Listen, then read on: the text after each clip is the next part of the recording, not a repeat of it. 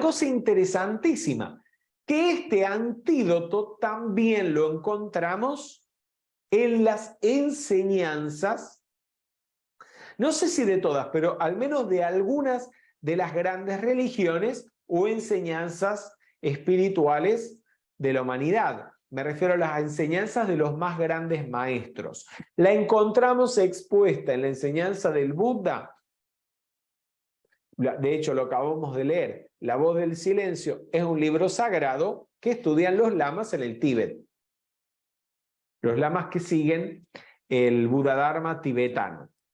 Además, el desenvolvimiento de la bodhicitta, de la compasión iluminada, tiene que ver precisamente con esto, para convertirse en un bodhisattva y no en un pratyeka Buddha o un Buda egoísta. La encontramos igualmente en el cristianismo, en las palabras del Maestro Jesús, y vamos a abordarlas a continuación. O sea, este antídoto está expuesto. ¿Y cómo? ¿Qué es lo que hay que hacer? ¿Y cómo practicar? ¿Qué hay que practicar para desenvolverlo? Está aclarado y explicado como ningún otro maestro lo ha hecho por Jesús en un pasaje del Evangelio en el cual hace referencia de alguna manera al juicio final. Y se lo voy a leer completo. Dice así: cuando el Hijo del Hombre venga en su gloria, rodeado de todos los ángeles, se sentará en su trono glorioso. Todas las naciones serán reunidas en su presencia, y él separará a unos de otros, como el pastor separa las ovejas de los cabritos, y pondrá a aquellas a su derecha y a estos a su izquierda. Entonces el rey dirá a los que tenga a su derecha: vengan, benditos de mi Padre, y reciban en herencia el reino que les fue preparado desde el comienzo del mundo. Porque tuve hambre y ustedes me dieron de comer. Tuve sed y me dieron de beber. Estaba de paso y me alojaron. Desnudo y me vistieron. Enfermo y me visitaron. Preso y me vinieron a ver. Los justos le responderán: Señor, ¿cuándo te vimos hambriento y te dimos de comer, sediento y te dimos de beber? ¿Cuándo te vimos de paso y te alojamos, desnudo y te vestimos? ¿Cuándo te vimos enfermo o preso y fuimos a verte? Y el rey les responderá: les aseguro que cada vez que lo hicieron con el más pequeño de mis hermanos, lo hicieron conmigo. Luego dirá a los de su izquierda: aléjense de mí, malditos. Vayan al fuego eterno que fue preparado para el demonio y sus ángeles. Porque tuve hambre y ustedes no me dieron de comer. Tuve sed y no me dieron de beber. Estaba de paso y no me alojaron. Desnudo y no me vistieron. Enfermo y preso y no me visitaron. Estos a su vez le preguntarán: Señor, ¿cuándo te vimos hambriento o sediento, de paso o desnudo, enfermo o preso, y no te hemos socorrido? Y él les responderá: les aseguro que cada vez que no lo hicieron con el más pequeño de mis hermanos, tampoco lo hicieron conmigo. Estos irán al castigo eterno y los justos a la vida eterna. En este pasaje, el Maestro Jesús explica qué es lo que hay que hacer para desenvolver el amor al prójimo, para practicar el amor al prójimo o la caridad. Y de allí es que se ha tomado dentro del catolicismo una lista que se conoce como las 7 obras de misericordia corporal, a las que se han agregado otras, que es la lista de 7 obras de misericordia espiritual. Esta lista nos dan luces ejemplos acerca de cómo practicar la caridad, de cómo practicar el amor divino, cómo desenvolver ese antídoto indispensable para entrar y proseguir en la vivencia interna o el sendero espiritual. Por eso, fíjense, lo hemos oído tantas veces a Rubén Cedeño decir que para ser un buen metafísico hay que ser primero un buen cristiano. Con más razón, para ser un buen estudiante, un buen discípulo de la jerarquía espiritual, hay que ser un buen practicante de las enseñanzas de Jesús, o un buen practicante de las enseñanzas del Buda, o un buen practicante de las enseñanzas del Sanatana Dharma, porque de alguna manera, con distintas palabras, estas instrucciones están expuestas en las enseñanzas de estos grandes maestros. Bien, las obras de caridad, esto está extraído del catecismo de la Iglesia Católica. Las obras de misericordia son acciones caritativas mediante las cuales ayudamos a nuestro prójimo en sus necesidades físicas e internas. La lista surge de las propias palabras del Maestro Jesús, como lo acabamos de ver, y también de sus actitudes y de algunos otros libros de la Biblia. Les puse allí una obra que para mí es, no solamente para mí, creo que para los que la conocen y de los que saben de arte, una de las obras más importantes de su autor, que fue Michelangelo di Medici, o el Caravaggio, que se llama Las 7 obras de misericordia, una obra que se encuentra en la ciudad de Nápoles, que les deseo a todos que cuando tengan la oportunidad de visitar la ciudad de Nápoles, donde hay mucho para ver, entre otras, puedan admirar el original de esta obra, que está en una iglesia, en la iglesia del Pío Monte de la Misericordia. Es una gran obra, la primera que pintó el Caravaggio en Nápoli, en el tiempo en que vivió en Nápoli, y tiene la particularidad o la genialidad de incluir la representación de estas 7 obras de misericordia en un solo cuadro. Y vamos a ir conversando un poquito sobre estas 7 obras de misericordia o 7 obras de caridad, analizando un poco el cuadro, lo que se ve en el cuadro. No sé si hay algo en particular, me gustaría tener tiempo para esto, no tenemos tiempo para esto, requiere mucho, pero no sé si hay algo en particular que les llame la atención, o algo que vean, ¿sí?, como característico del cuadro y que quieran mencionar. Si lo tienen bien, si no, no hay problema.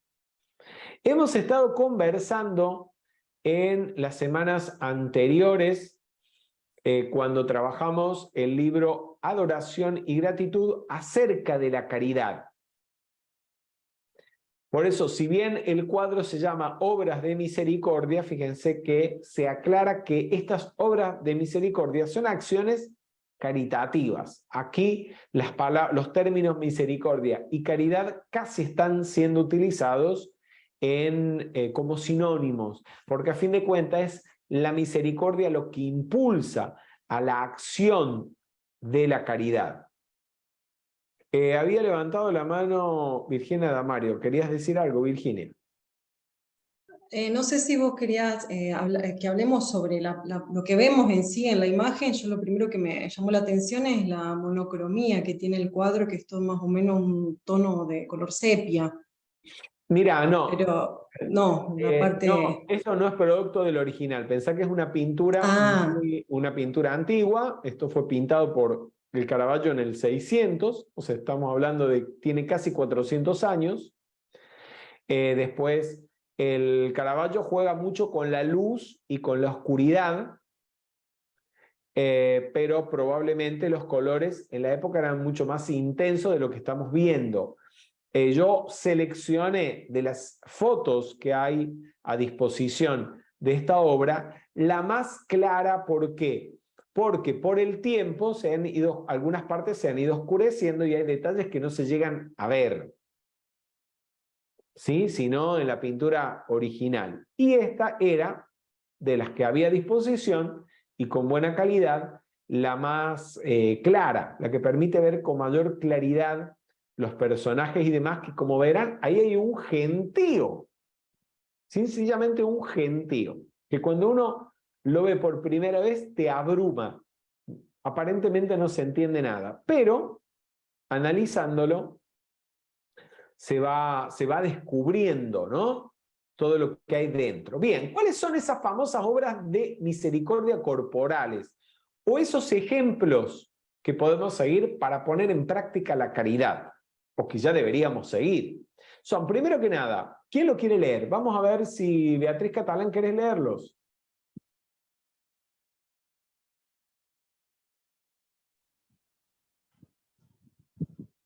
Bien, obras de misericordia corporales. Visitar y cuidar a los enfermos, dar de comer al hambriento, dar de beber al sediento, dar posada al peregrino, vestir al desnudo, visitar a los presos, enterrar a los muertos. Gracias, Beatriz. Fíjense, de toda esta lista de 7 obras de misericordia, 6 son expuestas por el Maestro Jesús en el pasaje del Evangelio que acabamos de leer.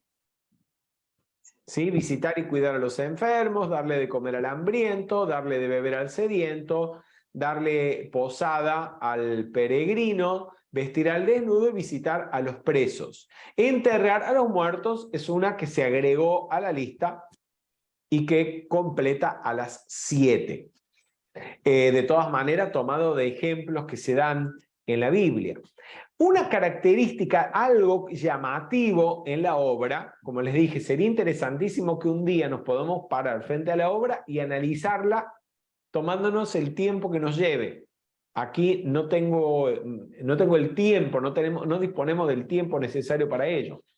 Pero algo muy interesante es lo siguiente, que a diferencia de otros cuadros de temática religiosa, aquí vemos a la Virgen, que aparece con el niño en la parte superior, con los ángeles, pero en este caso no es la Virgen con el niño, ni los ángeles, los que están asistiendo a la gente, a los que sufren, sino son los propios seres humanos los que están practicando la caridad.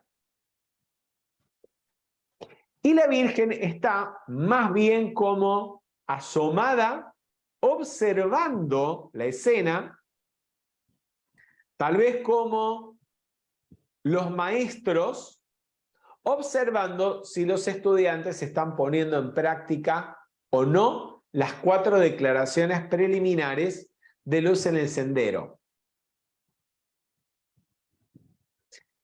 Y me sumo a algo que dice el maestro del Moria en el libro Adoración y Gratitud, cuando afirma que los ángeles del amor, los ángeles de la caridad, son atraídos por las intenciones sinceras y desinteresadas de ayudar a los demás. Entonces, esos ángeles de alguna manera vienen acompañando a la Madre María y son atraídos por los sentimientos de caridad, por los sentimientos de amor divino que vemos expresados en las acciones de los humanos representados en la parte inferior. ¿Vamos? Sí, vamos, sí, sí. Eso es interesantísimo. Propiamente la Virgen está como si estuviera, se los pongo. Esto está como representado en un callejón en la ciudad de Nápoles, que no es muy diferente hoy en día, seguramente, a lo que era en la época de Caravaggio. O sea, ese escenario se puede encontrar hoy en día en Nápoles. Y la Madre María, junto con los ángeles y el niño Jesús, están como en un primer piso. Se están asomando al balcón y mirando lo que está pasando en la calle. ¿Sí? Ahí lo ven ustedes. Sí, me llamaba la atención esa parte, no la llegaba a entender, porque estaban así arriba. Tal Gracias. es así que si ustedes se fijan, a la derecha de los ángeles y de la Virgen están sus sombras en la pared. O sea, el Caravaggio los pintó casi como seres físicos, no como seres celestiales o seres de luz sin cuerpo físico. Los pintó como si tuvieran cuerpo físico y por eso proyectan sombra, muy cerca de la humanidad, observando qué es lo que hace. Tal vez podríamos interpretar irradiando el amor divino que los impulsa a la acción. O yo diría más bien atraídos justamente por esos sentimientos divinos que estos seres humanos están exteriorizando y que es lo que más atrae, la forma más efectiva de atraer a los ángeles a la propia aura. Bien, la primera escena en la que nos vamos a detener es una escena donde el Caravaggio representó dos de estas obras de misericordia corporal. O sea, de misericordia, dos acciones de caridad física, de caridad material, que son dar de comer al hambriento y visitar a los presos. Lo representó en una. Y para ello se valió de una historia no propiamente cristiana, sino de la tradición de la Roma republicana, de la Roma antigua. Esto es la historia de Simón, un anciano que es encarcelado y condenado a muerte por inanición, o sea, condenado a morir por hambre. Su hija, de nombre Pero, iba periódicamente y lo amamantaba al padre, y de esta manera el anciano Simón no moría de hambre. Finalmente fue descubierta la estrategia por los jueces que al ver ese acto de compasión y de caridad de la hija por el padre, se apiadaron, le perdonaron la vida a Simón y en el lugar donde estaba la cárcel construyeron un templo dedicado a la diosa Piedad.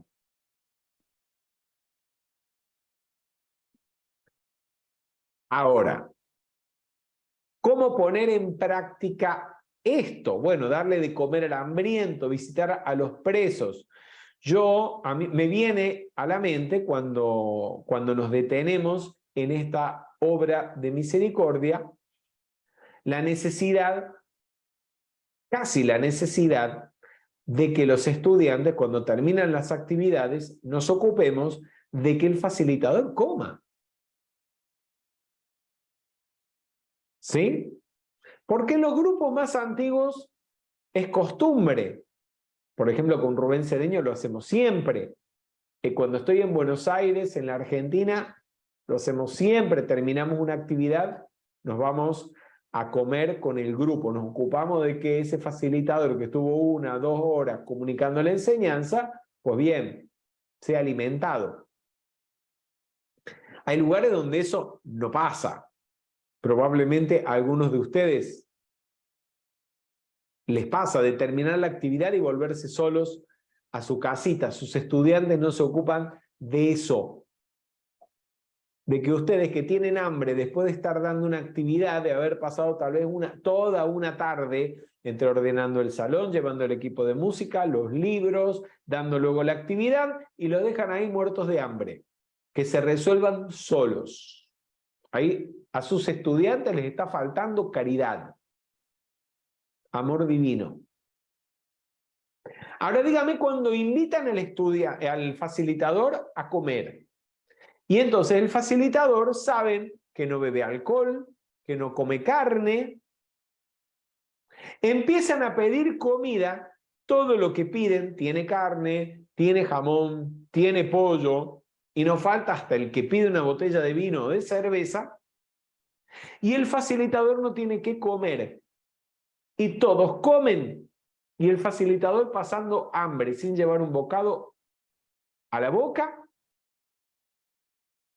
Y uno se pregunta, ¿y qué caridad cristiana, qué amor divino practican esos estudiantes? Ninguno. Y lo peor de todo es que a veces, cuando se les llama la atención, se enojan, se ofenden y no vuelven. ¿Saben qué? Lo mejor que puede pasar es eso. Todo eso pasó para que esos personajes que no merecen recibir la enseñanza, porque si la siguen recibiendo y la siguen practicando parcialmente, pero con esas intenciones egoístas, con esa insensibilidad, se van a convertir en unos magos negros. Y lo mejor que puede pasar es que si se ofenden, se vayan. Dar de beber al sediento. Esto está representado en el cuadro de Caravaggio con Sansón, este personaje del Antiguo Testamento, ¿se acuerdan, no? El poderoso Sansón, que bebe el agua que Dios hace surgir milagrosamente en el desierto. Es la única de las 7 obras de misericordia en las cuales vemos la acción divina. El que está procurándole el agua al sediento, en este caso no es otro ser humano, sino la divinidad misma. Es la única en la que vemos la acción directa de lo divino. Y Sansón bebe el agua valiéndose para tomar el agua de la fuente de la quijada de un burro. Por eso se identifica que es Sansón. Gente, darle de beber al sediento. Si el facilitador va a dar una actividad, no se pueden olvidar de ponerle un vaso con agua, una jarra o una botellita. Va a estar hablando 1 hora, hora y media, 2 horas. Va a necesitar agua. Eso es una obra de caridad, ponerle su vasito de agua o su botellita de agua.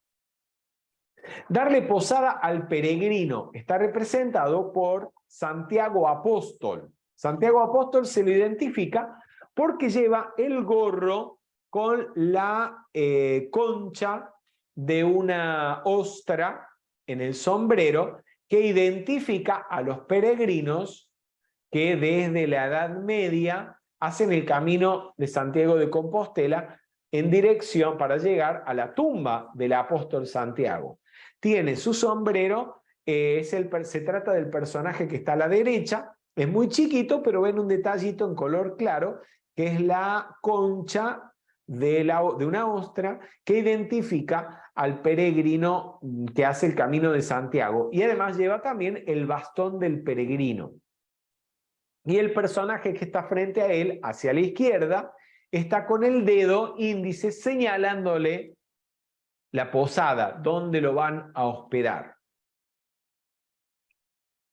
Ustedes, todos los estudiantes de metafísica, están llamados a, si es necesario, darle hospedaje, y cuentan con la posibilidad de hacerlo, darle hospedaje al facilitador que viene a dar las actividades a su ciudad o a su país periódicamente. Puede ser que lo hospeden en la casa, si se dan las condiciones. Pueden ser que lo hospeden en la habitación de un hotel. En cualquier caso es darle hospedaje al peregrino. También cuando se realizan los congresos internacionales, muchos estudiantes para poder participar necesitan también que se los hospede, y si hay la posibilidad de hacerlo, pues bien, usted tiene la oportunidad de poner en práctica la caridad cristiana en ese caso. Lo que sí es importante es que le informen a los organizadores, para que si hay cualquier tipo de inconveniente, se evite antes de que ocurra. Nos pasó en un congreso meses atrás, de que un estudiante venía de otro país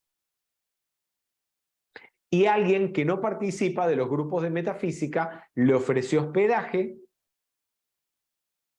Ese estudiante lo aceptó sin habérselo comunicado a su facilitador, sin comentarlo con los organizadores del evento, y era realmente inconveniente y problemático que en ese momento, en ese periodo, ese estudiante aceptara ese ofrecimiento. Y de hecho, terminó en una tremenda situación, por no decir en un tremendo problema. Y los organizadores del evento y el facilitador de ese estudiante se enteraron de que él se estaba hospedando o alojando en un departamento que le había ofrecido esta otra persona que no participa de los grupos de metafísica, cuando el problema ya había explotado.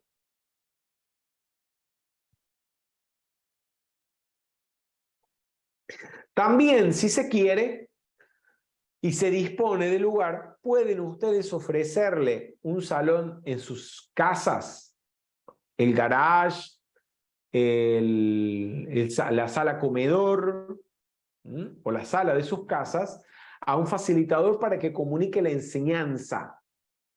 Están muchos de ustedes acostumbrados a que las actividades de metafísica se desenvuelvan en salas de hotel o en salones alquilados para ese propósito. Pero muchos de nosotros hemos dado actividades en salones de casas que algún estudiante ha ofrecido, y lo hemos hecho durante mucho tiempo, o lo hacemos periódicamente poniendo en práctica la actividad del visitante de la enseñanza. No sé si se acuerdan de lo que es el visitante de la enseñanza. ¿Sí? Sí, Analía Trota, ¿querías decir algo? Sí, la actividad del visitante era que el facilitador iba a una casa, daba una actividad que era necesario porque le habían pedido espontáneamente y no necesariamente continuaba las actividades. Es decir, si había... De eso se trata. Hay en una ciudad X, no sé, en la ciudad de Azul, en la provincia de Buenos Aires, están pidiendo a alguien que vaya a dar una actividad de metafísica. La persona que invita tiene un lugar que dispone en su casa que se pueda acondicionar para recibir 5, 10, 15 personas, se puede realizar la actividad de una forma más o menos ordenada, pero a lo mejor no sin demasiadas exigencias dentro de la casa de la persona. Y llevan los libritos, si hay un televisor, conectan la computadora al televisor para pasar las diapositivas y realizan la actividad de esta manera más o menos informal, entre formal e informal. Bien, vestir al desnudo. Está representado por San Martín de Tours, que es el personaje que tiene el sombrero con una pluma. Está en la actitud de acaba de partir su capa con la espada. Tiene la espada en la mano derecha, se ve parte de la hoja de la espada del lado izquierdo de la pintura. Ha cortado la capa y la está compartiendo con el personaje que está desnudo sentado en el piso. ¿Cómo practican ustedes esto de vestir al desnudo? ¿Lo hacen? ¿Qué haces, Estela? Sí,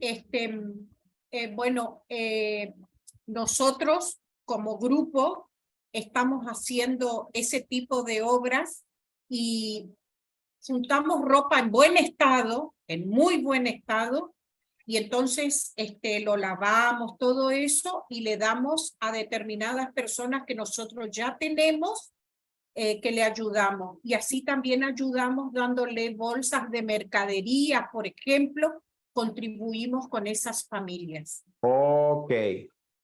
Bien, entonces, pueden también, hoy en día no es muy difícil, una vez al año o cuando termina cada temporada, si tienen exceso de ropa que no van a utilizar, ustedes pueden sacar esas camisas, remeras, pantalones, polleras, etcétera, incluso zapatos que ya no van a utilizar, porque, por ejemplo, en el caso de mi persona y de muchos facilitadores tal vez, hay para presentarnos delante del público tenemos que tener las camisas impecables. Sí. Y cuando después de un tiempo de numerosos lavados se empieza a ver la tela percudida, esa camisa ya no está en condiciones para ser usada en una actividad de metafísica. Pero de pronto alguna persona que no está en que no realiza este tipo de actividades, sí lo puede usar a diario. Esa camisa uno no la tira y tampoco hace nada durmiendo en el placar y ocupando espacio. Uno lo que hace es meter todo eso en una bolsa y si tenemos algún conocido que pueda hacer uso, regalársela. Y si no, uno puede ir a todas las iglesias, hoy en día tienen generalmente un lugar donde uno puede depositar esa ropa y a través de distintas organizaciones se ocupan de distribuirlas entre las personas más necesitadas. Bien, visitar y cuidar a los enfermos. Esto ya no sé si lo llegan a ver. Se los tuve que aclarar un poco porque les hablaba que en la pintura, con el paso de los siglos, se ha ido oscureciendo y hay personajes que casi se pierden. Hay uno particularmente que es un lisiado. El lisiado está exactamente detrás del desnudo y a la izquierda.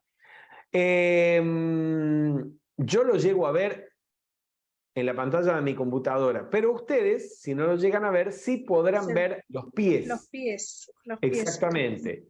Van a ver el hombre desnudo, su mano izquierda está sobre la tierra, apoyada en el piso, y a la izquierda de esa mano asoma la figura de un pie, en realidad de dos pies, que son los dos pies del lisiado, que está igualmente siendo atendido por San Martín de Tours.